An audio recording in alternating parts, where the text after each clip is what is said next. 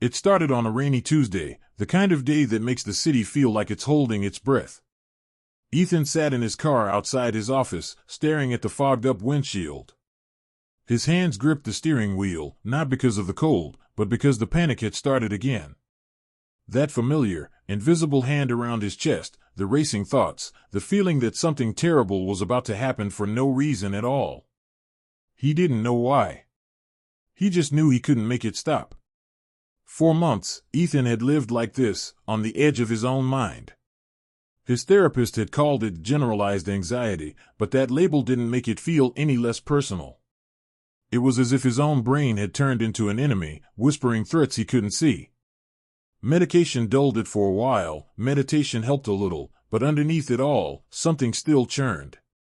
Something alive. Then one night, while scrolling aimlessly through videos in the dim light of his apartment, he stumbled across an old lecture, grainy footage of a man with deep eyes and a slow, deliberate voice. The caption read, "Carl Jung, The Power of the Unconscious Mind." Ethan had heard the name before, but this time something made him click. Maybe desperation.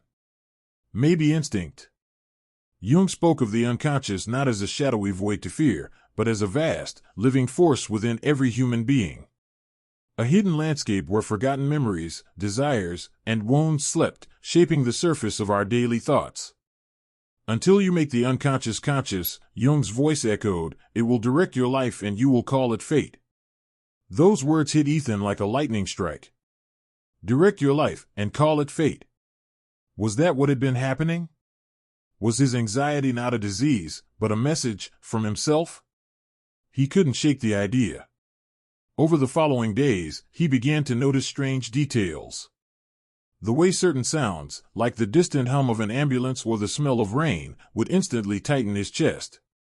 He started writing them down, tracing each feeling backward, asking the question Jung would have asked, what is my mind trying to show me? At first, it felt pointless. But slowly, patterns emerged. Every wave of anxiety seemed connected to something unspoken. A memory.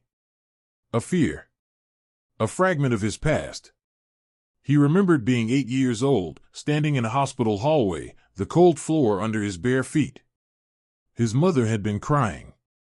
His father, silent. That day had blurred into nothingness, until now. The smell of disinfectant. The sound of rain outside the window. It was the night his brother had died. He had never talked about it. Never even thought about it, not really. But the body never forgets what the mind buries. And suddenly, Ethan realized, his anxiety wasn't senseless.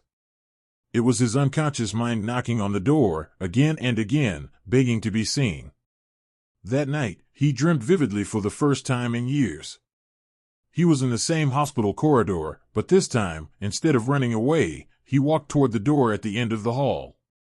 He opened it, and inside was a small boy, himself, sitting alone under the fluorescent light. The boy looked up, tears streaked across his face, and said, "You left me here." Ethan woke up trembling, but something in his chest felt lighter. The next day, he didn't fight the anxiety when it came. He sat with it. He breathed.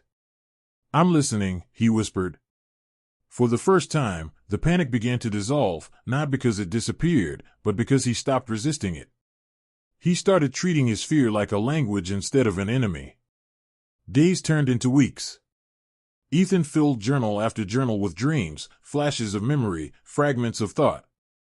The deeper he went, the clearer it became. His anxiety had never been the problem. It was the messenger.